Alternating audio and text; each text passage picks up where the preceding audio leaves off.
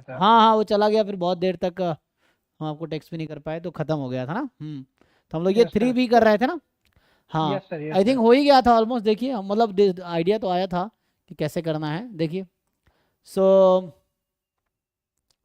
इसमें ये था ना कि इसमें 1 4 ले ले हम, तो ऐसा। सो कोई प्राइम नंबर का स्क्वायर वाला यहाँ चल जाएगा, ठीक है ना। आप इनमें से ऐसे नंबर सेलेक्ट करो जो प्राइम नंबर का स्क्वायर है। ऐसे कौन कौन से नंबर्स हैं? सर क्या बोले, प्राइम नंबर का स्क्वायर समझ में नहीं, क्या मतलब क्या हाँ हुआ? स्क्वायर ऑफ, जैसे 4 क्या है, 4 is 2 स्क्वायर हाँ ना। हाँ हाँ सर। वैसे ही और कौन सा नंबर जो प्राइम नंबर का स्क्वायर, 9 है जो कि 3 9 हो स्क्वायर गया है। सर। हाँ और कौन सा है, 5 हो जाएगा। 25 जो कि 5 स्क्वायर है। 7 49। 49 जो कि 7 स्क्वायर है। और 121 तो आना नहीं चाहिए सर, हाँ वही है ही नहीं 11 उसके का तो। अंदर। तो ये हो गया। तो ये सब नंबर्स हैं जिसके पास सिर्फ 3 फैक्टर होंगे। जैसे इसके पास 3 फैक्टर है 1 2 4, इसके पास 3 फैक्टर है 1 3 9, इसके पास 3 फैक्टर है 1 5 25, इसके पास 3 फैक्टर है 1 7 49। यही है ना, ये हो गया। Yes sir. और कुछ हो सकता है देखो, और कोई सा नंबर है क्या जहां पे सिर्फ 3 फैक्टर हो?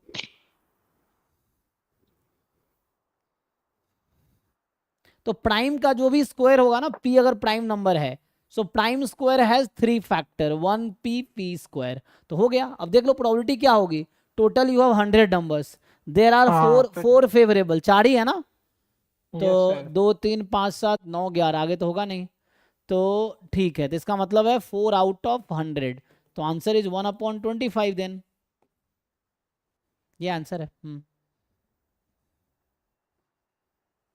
ठीक है। Yes sir. जी। सर 5 का 1। ओके 5 का ए। तो ये 5 का ए। अच्छा, तो ये कह रहा है कि क्या है, कार्बोनाइट्रेटेड डिड, क्या है, nitrided bushes need to meet the specification on 3 output characteristics, namely surface finish, case depth and dimensional variation। ठीक है, otherwise the bush is considered as a defective bush। Suppose a batch of 240 bushes have been carbonitrated nitrided,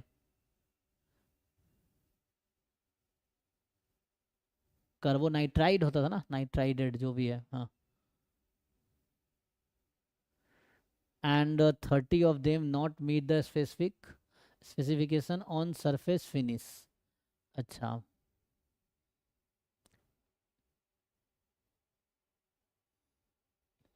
तो कह रहा है कि जो 240 है, 30 दिन में से 30 of them does not meet specification on surface finish, 15 on case depth and 9 on dimensional variation, 6 on both surface finish and this। ये सर थोड़ा सेट टाइप का क्वेश्चन है ना? हाँ सेट का ही है, ए है ना, वैसा है। हाँ। सेट का ये ए यूनियन बी ऐसे कुछ है। And there are no bushes not meeting spacing all condition, है ना। तो ऐसा है। So what is the chance that bush randomly selected from a batch will be defective bush. ठीक है ना। तो यहाँ पे क्या करना है आपको कि लाइक ए बी सी मान लो उसको, है ना।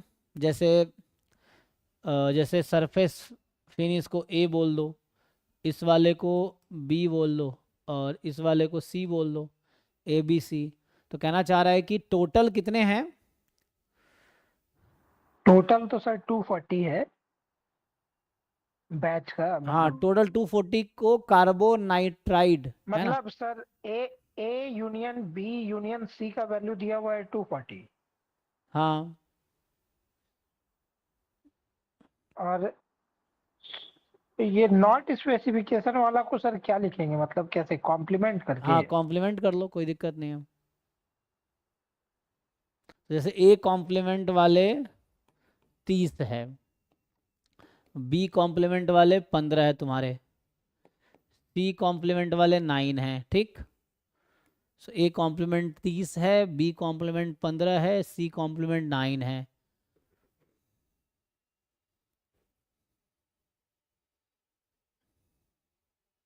And A complement intersection B complement वाले 6 हैं, है ना।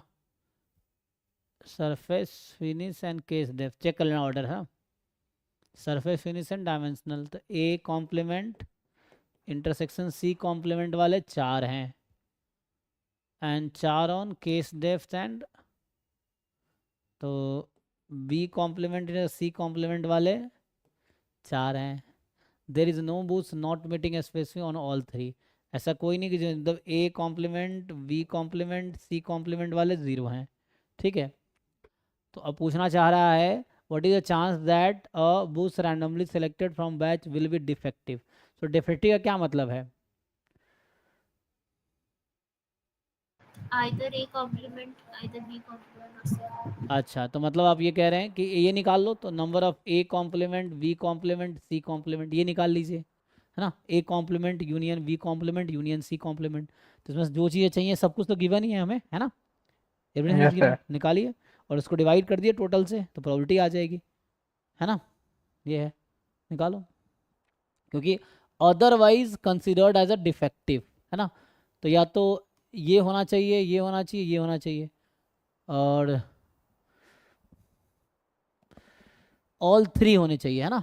अगर कोई भी एक नहीं है तो डिफेक्टिव का ऐसा कुछ है।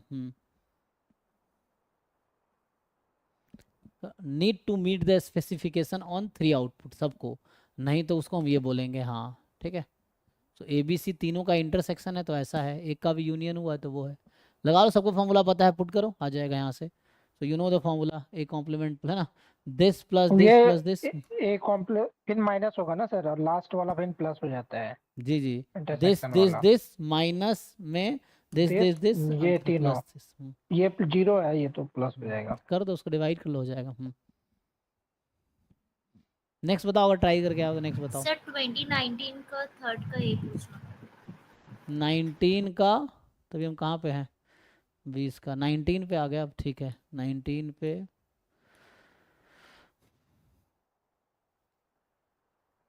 QMB ना,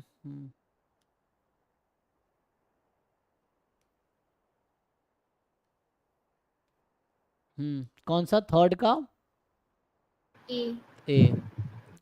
सो ये कह रहा है कि let x is chosen randomly from interval 0 1, ठीक है। तो ये आपको बोला कि एक्स आपने रैंडमली चूज किया 0 1 से, तो एक्स इज यूनिफॉर्म 0 1 या कुछ भी हो सकता है, हाँ। What is the probability that log 4x minus log x is 0, तो ठीक है ना।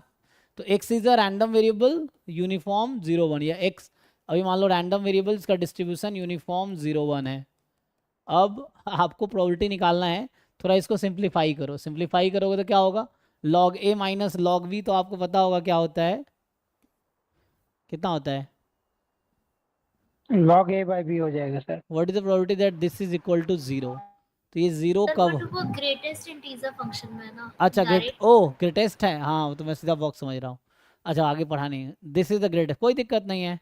तो सर अब वो जो x, पहला जो x है 4x है, तो x का वैल्यू 1/4 पे तो नहीं होगा, क्योंकि उस पे तो log 0 हो जाएगा।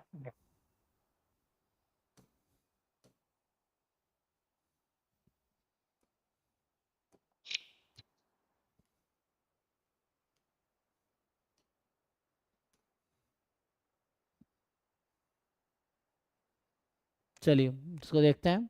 तो हमें देखना है कि क्या प्रोबेबिलिटी है कि ग्रेटेस्ट, चलो ये प्रोबेबिलिटी बाद में निकालेंगे, पहले greatest integer function of log 4x base 10 is equal to greatest integer function of log x base 10, यही है, इसकी प्रोबेबिलिटी निकालनी है हमें। तो x हमारा रैंडम वेरिएबल है यूनिफॉर्म 0 1 में, तो पहले इसको सॉल्व कर लो। अब बताओ ये दो बॉक्सेस कब इक्वल होंगे, और x तो 0 1 में है, तो जब x अगर 0 1 में है तो log x कहाँ से कहाँ तक होगा, आप लोग बताइए मुझे।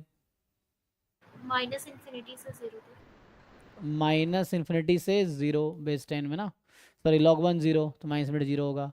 और सिमिलरली जब x 0 से 1 में है तो 4x भी आपका 0 से 1 में है, तो log 4x भी आपका जो होगा माइनस इन्फिनिटी से log 1 0 में होगा। ठीक, तो दोनों के वैल्यू -1 से 0 में। अब आप सर सोचिए, 4x तो 0 से 4 हो जाएगा ना, ओह अगर 4 मल्टीप्लाई करें। है सही कह रहे हैं, तो मैंने गलती से लिखा है ना। सो 4 से मल्टीप्लाई कर देते हैं तो कितना आ जाएगा ये, log 4 बेस 10 है ना, और log 0.6 4 बेस 10 क्या होता है 0.6। सर। अच्छा, तो कोई बात नहीं, तो हमें तो ये तो इंटीजर है ना, तो अब सोचो, अब आपको ये सोचना है कि ये इंटीजर है दोनों, तो या तो क्या हो सकता है, माइनस इन्फिनिटी तो 0 में है और जो भी है तो कॉमन होना चाहिए। तो ये तो इस चलो यहाँ से देख लेते हैं, box of log x base 10 ये क्या क्या वैल्यू अटेन कर सकता है, तो इसके हिसाब से तो आपका कितना होगा 1 2 3 सॉरी 0 से निगेटिव है ना, -1 -2 -3 ये पॉसिबिलिटीज़ हैं इसका। और इसकी पॉसिबिलिटीज़ क्या होगी, log 4x बेस 10 ये क्या क्या वैल्यू अटेन कर सकती हैं, 0 भी अटेन कर सकती है ये। अब मैं आपसे पूछूं कि चलो ये वैल्यू -1 अटेन कर रही है मान लो, तो इसकी क्या प्रोबेबिलिटी होगी,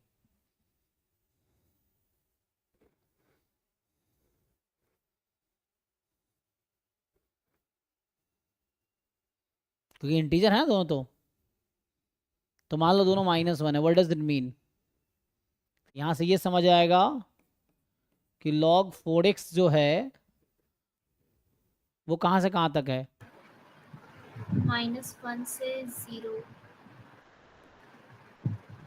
0, एंड ये भी आपका वही होगा,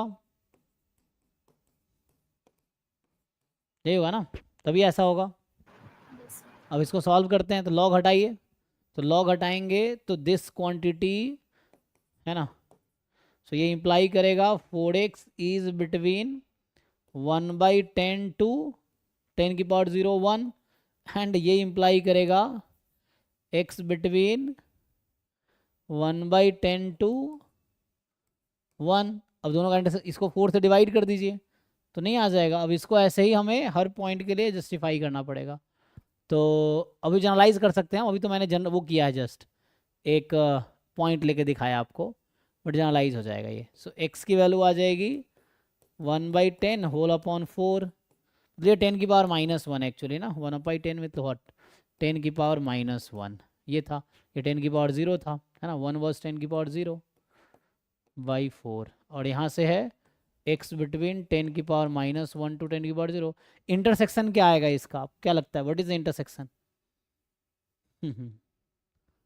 सो आप नंबर लाइन बना के इंटरसेक्शन देख लो, हो जाएगा।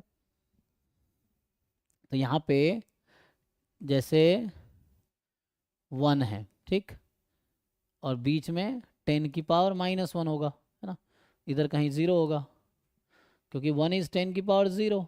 अब बीच में जो बताओ मुझे 10 की पावर, सो 1/4 से 1/40। सो 1/4 कहाँ है, तो देखना है कि 1/10 है ना ये, तो 1/10 से 1, तो 1/10 से 1, और उधर है 1/40 से लेके 1/4 तक। सो 1/10 और 1/4 में क्या रिलेशन है, ये 0.1 होगा, तो 1/4 यहाँ आ जाएगा है ना, और आपका जब 1/40 कहाँ होगा, तो 1/40 यहाँ होगा, मतलब 10 की पावर -1/4। तो हमें एक में कह रहा था कि वैल्यू यहाँ से लेके यहाँ तक है, और एक कह रहा है वैल्यू यहाँ से लेके यहाँ तक है, तो इंटरसेक्शन ये आ गया ना। तो अब फाइनली जो आपका आ गया x की वैल्यू 10 की पावर -1 से लेके 1/4, मतलब वही 10 की पावर 0/4। ठीक, तो ये जस्ट अभी समझाने के लिए था। अब आप देखो, अब इसको आप जनरलाइज करो, तो ये एक मैंने पर्टिकुलर केस आपको करके दिखाए हैं, तो ये प्रॉपर्टी निकल आएगी ना, ये तो निकल आएगी इजीली। अब ये हर नंबर के लिए यही करना पड़ेगा, so you can generalise it. कैसे जनरलाइज करोगे आप, देखो, तो मुझे ये प्रॉबिलिटी कितनी आएगी, ये तो इजीली निकल जाएगा ना। ये प्रॉबिलिटी आ जाएगी 1/4 माइनस 1/10 अपॉन यूनिफॉर्म 0 1 था ना, तो हो गया, यही आंसर है। तो ये आ जाएगा जो भी आएगा 6/40 3/20। तो ये एक केस में आया, अभी पूरा केस नहीं आया। ये -2 भी तो हो सकता है, ये -3 भी हो सकता है, -4 भी हो सकता है। So no problem. तो now you can do what, आप ऐसा लिखोगे। अब जो क्वेश्चन था आपका कि क्या प्रोबेबिलिटी है box of log 4x base 10 is equal to log of x base 10, ये इक्वल है। तो देखो अब हम क्या करेंगे, ये प्रोबेबिलिटी है, तो इसका मतलब ये हुआ समेसन प्रोबेबिलिटी ये log of 4x base 10 is equal to n is equal to log of x base 10, ये होगा, ये रहेगा। और n की वैल्यू क्या हो सकती है, -1 से लेके, तो बेटर है -1 से -1 ना, क्योंकि कुछ भी हो सकता है,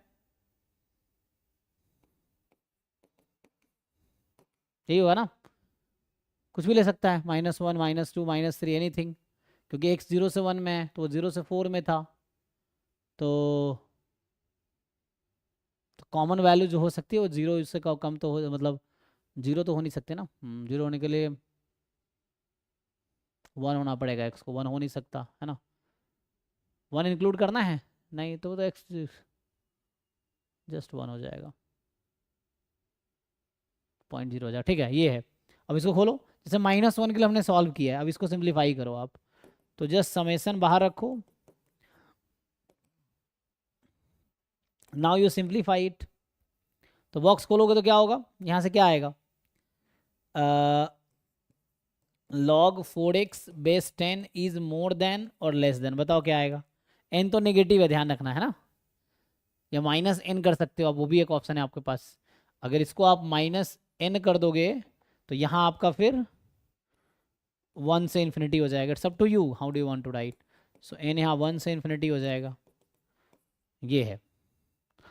अब -n इसका क्या मतलब बताइए, इसका मतलब जैसे -1 था तो कहाँ से कहाँ तक हुआ था, -1 से 0, सो -n और -n+1, यही होगा ना, ऐसा होगा। एंड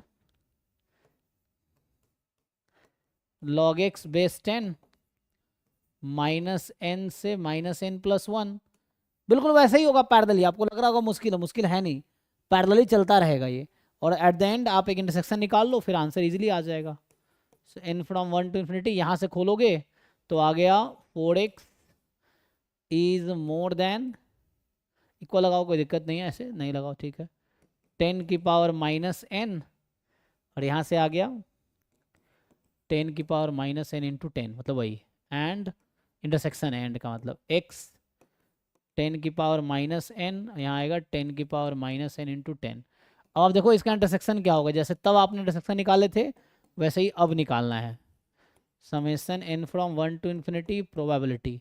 अब बताओ इसका जब इंटरसेक्शन लोगे तो क्या आएगा, ये 4 फिर से डिवाइड कर देगा इसको, तो x का इंटरसेक्शन क्या आएगा अब, तो ये तो इधर रहेगा ही, ठीक है ना। तो अच्छा मुझे वो कंसाइड हो जाएगा ना, हाँ, जैसे वहाँ पे क्या आया था, यहाँ पे क्या हुआ था, 10 की पावर -x/4 से 1/, यहाँ देखो यहाँ 10 की पावर 0 था, तो 0 और -1, तो हमारा अभी जो 0 है ना -1, तो यहाँ -n+1 हो जाएगा, तो यहाँ आएगा 10 की पावर -n से 1, यहाँ 10 की पावर -n, ऐसा कुछ होगा। यहाँ 4 आएगा, 4 कहाँ आया था, 4 दोनों में आया था क्या, नहीं, यहाँ पे 1 था, वहाँ 4 था, सो यहाँ आई थिंक 4 आएगा, देखो यही आएगा, चेक करो, यस सर, यही आ जाएगा। तो जस्ट है ना, क्योंकि यहाँ जो n है ना वो हमारे केस में अभी यहाँ पे 0 था, नहीं यहाँ पे 1 था, तो n 1 था ना, कोई -n, तो यहाँ हमने -1 रखे थे, तो n हमारा 1 था, ये हो गया। वो तो ऐसे सिंप्लीफाई करके 4 से डिवाइड करके फिर नंबर लाइन बना के देख लोगे। अब ये प्रॉपर्टी निकालना आसान है ना, देखो अब तो हो गया। सो अब इसके बाद हो इसके जाएगा। अब तो हो जाएगा, हम यूनिफॉर्म यूज़ करेंगे तो आ जाएगा इससे। तो C D F at this minus this, बस आपको अब ज्योमेट्रिक सीरीज का सम निकालना है जीपी इन्फिनाइट टर्म का, तो उससे आंसर आ जाएगा। ठीक है। तो नेक्स्ट बताइए जी, जिन लोगों ने ट्राई किया।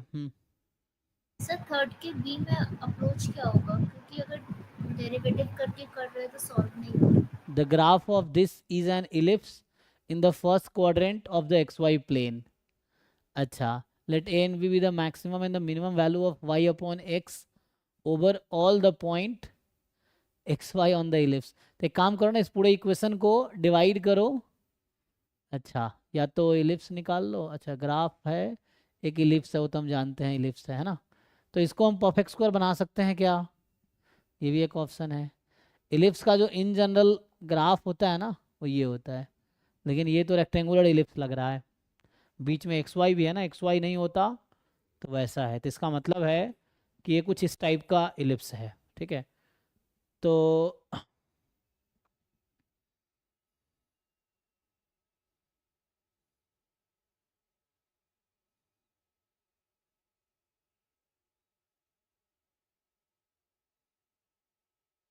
मुझे मैक्सिमम और मिनिमम वैल्यू निकालनी है वाई अपॉन एक्स की। अच्छा, सब्जेक्ट टू दिस कंडीशन।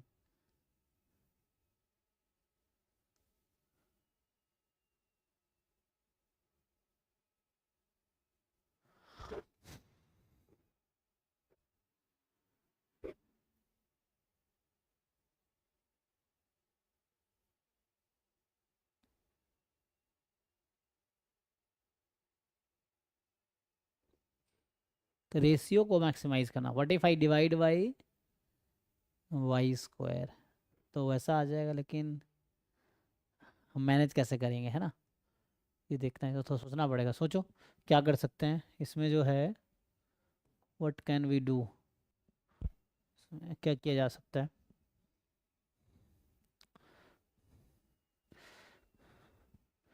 तो दिमाग लगाओ, इसमें हम क्या क्या सकते हैं, क्योंकि मैथमेटिकली डिफरेंशिएट करना इतना आसान नहीं होगा।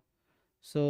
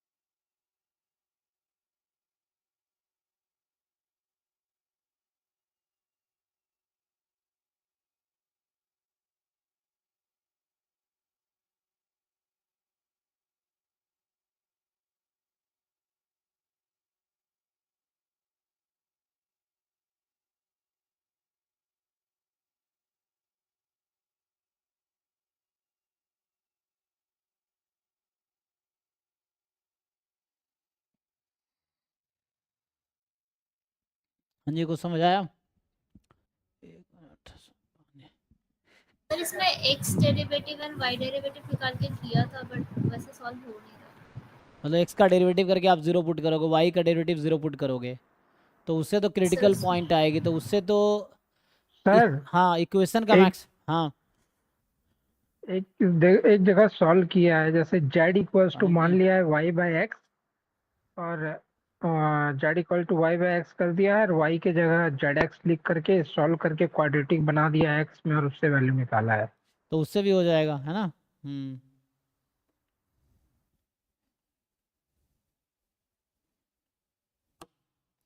उससे करके देखो, शायद उससे आ जाएगा, फिर एक वेरिएबल में चला जाएगा ना। तो उससे अगर सॉल्व करोगे,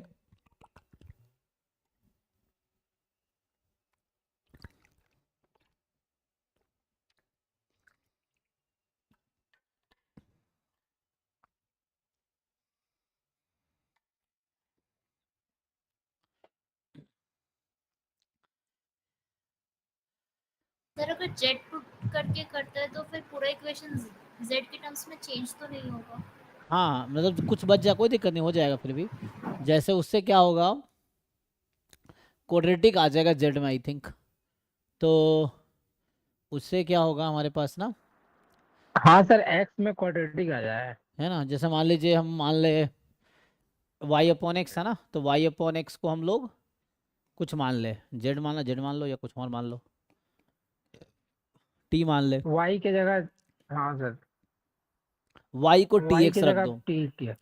तो हाँ सर। 2x² और वाई की जगह टी रख देंगे, सो फिर टी x², 3y², सो 3t² x² -11x -20tx +40 = 0।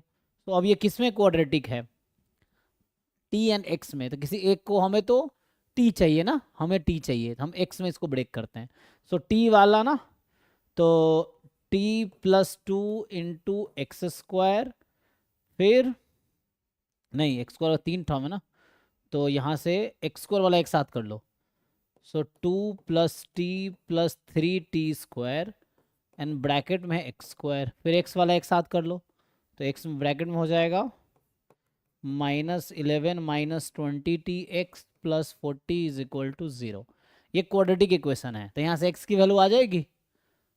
तो हमें तो मैक्सिमम मिनिमा किसका चाहिए था, t का। अच्छा, t को मैक्सिमाइज मिनिमाइज करना है, तो मैं अगर t में ले आता क्वाड्रेटिक तो क्या होता, अच्छा t में भी कर सकते थे हम,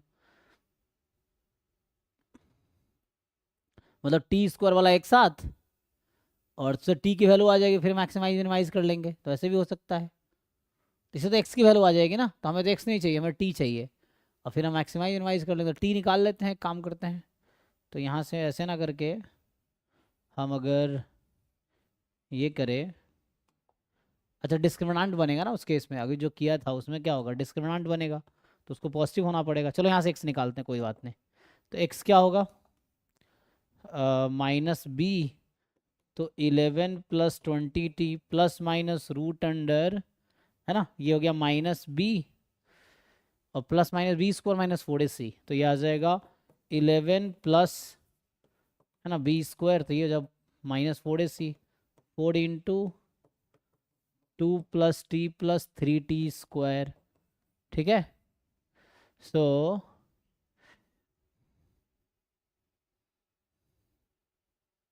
सर 20, 40 भी मल्टीप्लाई होगा? हाँ हाँ बी ए है ना, 4a में, 4a c, तो c हमारा रह गया 40, ठीक है। अपॉन में आपका हो जाएगा 2a, सो अपॉन में हो गया 2a, ठीक है। अब देखिए यहाँ से क्या करना होगा अब, कि ये जो रूट के अंदर आया दैट शुड बी पॉजिटिव, तो वहाँ से टी का एक रेंज आ जाएगा, तो वहाँ से कुछ आंसर आ जाएगा आपका। अब ये जो क्वांटिटी है ना, 11 + 20t इसका होल स्क्वायर, इसको खोल सकते हैं ना a + b² पे, तो ये खुल जाएगा, -4 × 40 160, 2 + t + 3t², this is more than equal to 0 होना चाहिए, सो दैट x कोई रियल नंबर हो। तो यहाँ से एक रेंज आएगा और यहाँ से शायद आंसर आ जाएगा। करो, तो इसको सिंप्लीफाई करो, अब इसको खोल के सिंप्लीफाई करो, फैक्टराइज करो, आ जाएगा। हाँ इससे आंसर आ जाएगा, ठीक है। यहाँ से कुछ आएगा, ठीक है।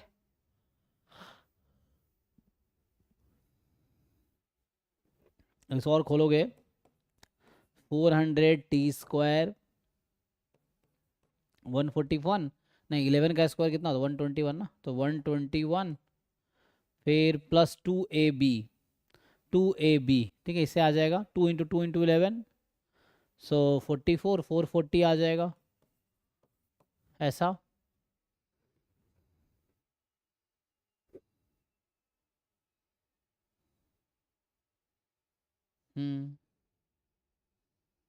फिर इसको खोल दो पूरा,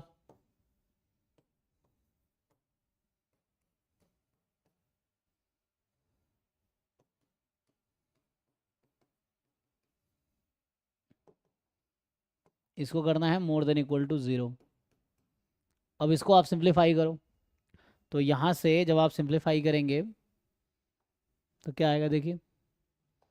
अब ये टी स्क्वायर वाला एक साथ ले आओ, सो -80t², टी वाला एक साथ ले आओ, सो प्लस 440 और 160,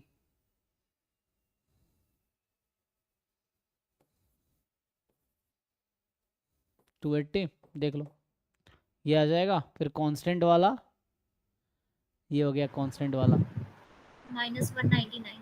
199, ठीक है। ये मोर देन इक्वल टू 0 है। अब आप देखिए, तो इसको आप फैक्टराइज कर पाएंगे क्या हम लोग? नहीं तो फिर क्वाड्रेटिक फॉर्मूला लगा लेते हैं।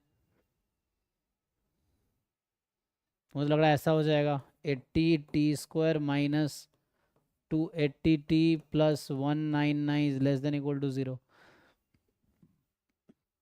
यहाँ से t का रेंज आएगा, ठीक है। तो क्या रेंज आएगा देखो, तो यहाँ t का रेंज ना, क्योंकि उसको नॉन नेगेटिव होना पड़ेगा, तो इसको पॉजिटिव, मतलब इसको क्या बोलते हैं, है ना, नॉन पॉजिटिव होना पड़ेगा। अब यहाँ से आपको आंसर मिलेगा एक्चुअली। अब यहाँ से t की हम पहले बाउंड्री पॉइंट निकाल लेते हैं, बाद में नेगेटिव पॉजिटिव देखेंगे। पहले इसको इक्वल टू 0 रख देते हैं, तो उससे t की वैल्यू आ जाएगी ना। सो t की वैल्यू क्या आएगी, 280 plus minus √b² minus 4ac। सो थोड़ा सा हालांकि ज़्यादा कैलकुलेशन है यहाँ पे, b² माइनस 4ac।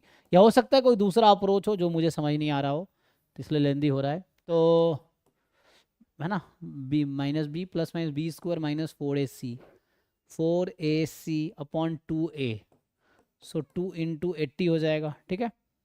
यहाँ से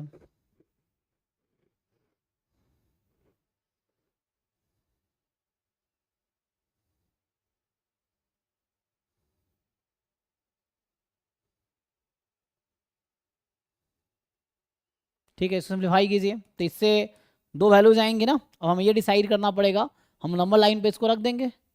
सो विल पुट इट और नंबर लाइन, जो भी दो नंबर आएगा यहाँ पे, लेट्स से एक का नाम t1 एक का नाम t2 रखते हैं। सो t1 t2, सो t1 t2 तो फैक्टर है, तो ये मतलब इसका मतलब हम इसको ऐसा लिख पाएंगे ना।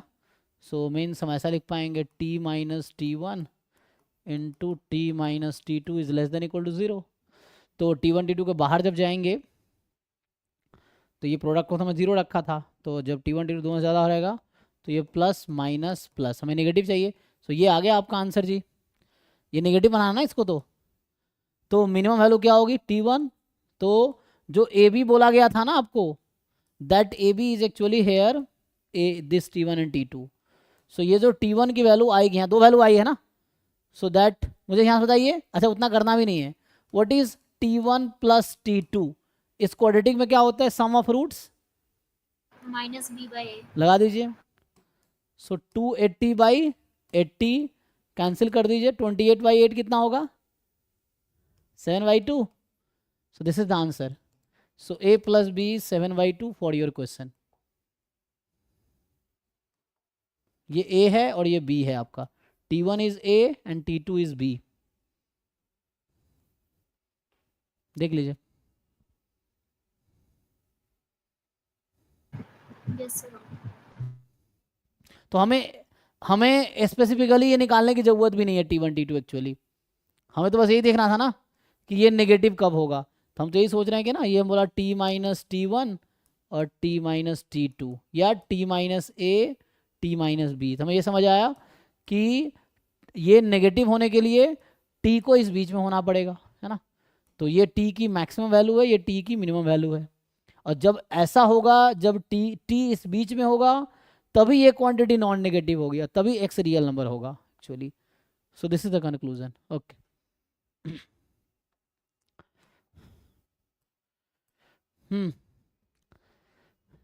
और बताइए।